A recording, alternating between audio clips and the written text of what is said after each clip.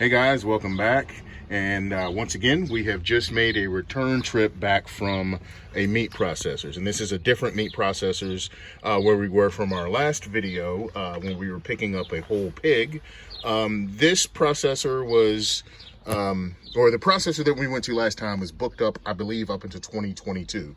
So if you're ever in the mindset for a business idea, it does appear that if you can, start your own meat processing plant to kind of service farmers and people who grow their own meat, then you may have a business idea there, because it seems to be ever increasingly difficult for people to find meat processors. So what do we have here? We have a quarter of a cow, and basically we just got the connection on this cow last night. This was an order that somebody else had made and had canceled. So the grower or the farmer that grew this or that raised this cow was just going to basically take it themselves, and they figured they would, kind of throw it out there and see if anyone wanted it. So we didn't get a selection of the cuts of meat. We just basically got what the previous person had ordered, because you can kind of customize what cuts you want. However, we figured, hey, why not? We'll go ahead and go for it. For this is a quarter of a cow, and I believe it was not a very large cow, or it was a younger cow, so this should be relatively tender meat. And here is an entire lamb. And this was raised by the guys over at Wolf Beach Farms. I was about to say Rick Beach Farm, but Wolf Beach Farm. And honestly, let's say that this this lamb pound for pound is not a whole bunch of meat.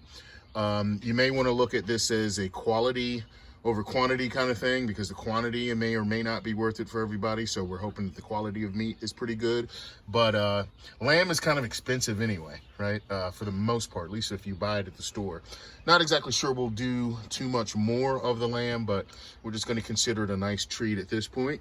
But everything else here, you see 1, 2, 3, 4 boxes is all from the quarter of a cow, various cuts. You see there's a lot of ground meat there. Ground meat.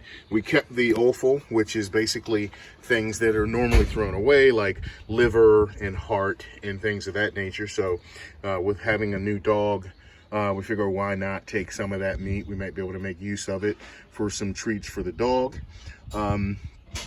You see here it's labeled with stew meat and all of that. When we came back from the other processors, everything was done in the vacuum sealed bags. This is a little bit different, since it is done or wrapped up with basically butcher paper or whatever you call this. But in either event, we think that everything hopefully should be good to go. So we're looking forward to this, and we'll kind of give you maybe a breakdown of, you can see how much this doesn't take a whole bunch of freezer space. So I don't think we'll have a problem with freezer space here.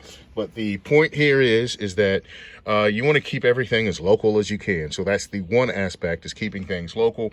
The other is just the outright independence from the big box stores. When you really start to think about it, especially with things being mentioned like COVID, vaccination passports and things of that nature, it may not be a bad idea to consider that if you don't want to be subject to the dictates of government, most people are subject to these things because they don't have any other options. Meaning, if you cannot buy food if you don't have a specific, maybe a vaccine passport, or maybe you're not wearing a mask or anything of that nature, or for any other reason, the goal here is to be independent. So at this point, we have in our freezer, let's see, we have turkey, we have pork, we have rabbit, we have lamb, and we have beef, and none of that came from a store. And it's, relatively large quantities of it. So with that being the case, we, of course, raise our own rabbits here. The turkey we raised.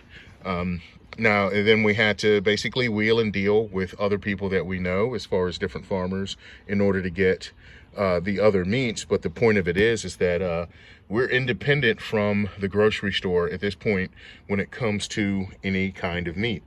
So that's something to consider. We're going to get to work putting this in the freezer and start planning some recipes. All right, guys, you have a good one.